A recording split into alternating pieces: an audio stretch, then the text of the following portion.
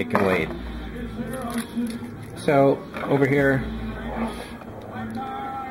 what I should be able to do is get some popsicle sticks and glue them on the insides, probably 3 each, at least 2.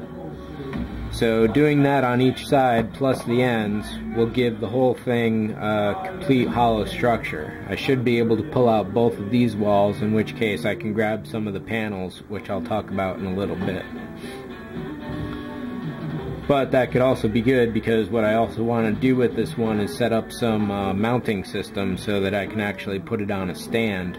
And it will probably be hung, but I want to be able to film this one specifically in front of a green screen. So what I will need to do is create some kind of receptacle stands in here. I'd like to do it on all 4 axes, but I might be able to get away with like 3. Another thing I'm doing is the habitat pods. I don't know what scale this is yet, so this is just guesswork. Figure if that's 5 or 6 feet person. I'm thinking these are either luxury lounge decks, or they're more probably like an arboretum. I might have some, hollow some of this out on the interior and have some trees growing from the floors below. So that would be this floor, maybe a tree that grows into this one. I don't want to get too complicated, but I mean, people would probably be far too much. But this is the basic idea. So again, not having any cardboard, which I think I mentioned in my Eagle build, I went straight to styrene. So what I initially did for this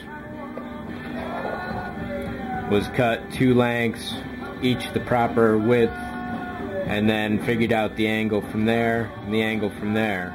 I did the old half slit in each one trick. So now I'm set up to create another one right there. I'm gonna at least do 2, most probably 3 or 4. At the moment, I should be able to get a good angle here like that. So I cut some clear styrene. 2 of these is the proper width for, let me pop another panel open.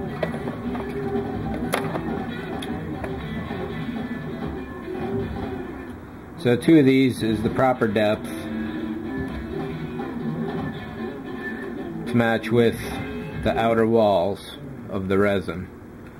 So what I'm thinking is that I'll have 1 sheet of clear styrene, then I'll do a framework around the edges, maybe even like 1 major window per level. So if it's the arboretum or a proper garden full, then I'll just leave the whole thing open with just a barrier. But to put that on a deck like this, I might just go for individual windows, or individual floor-sized windows, that is. I'm not going to get too crazy. There's definitely room for any kind of lights I want to put in it. So if I'm going to have living quarters, it should have a couple LEDs at the very least. Then I'll run that out through whichever panel is used for the stand, basically.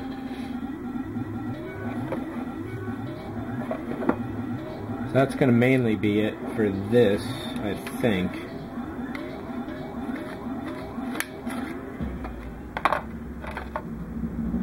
But having a couple, let's see if I can do this. There we go. Definitely having a few decks around would be pretty cool. And again, the scale will be set once I actually bother to look it up. It should be 1/1000 maybe? No, it wouldn't be that big. 1/100th probably. Yeah, just 1 too many zeros there. The original Enterprise was 11 feet, which represented 1100 feet. This was 5.5 feet. This is half of that, so it would be 1/200th of scale. So this is definitely going to be good. All the essentially, this is going to be the lead, front shipped forward, I don't know if this will be on top or on the side or where, but if there's, I have 4 of these panels cut, if I didn't mention that already, so I may do them on the coordinate cardinal points or have them all next to each other on one side of the ship. All of these down here will be water cargoes, bulk raw foods, survey equipment. I may do a single hatch and have some kind of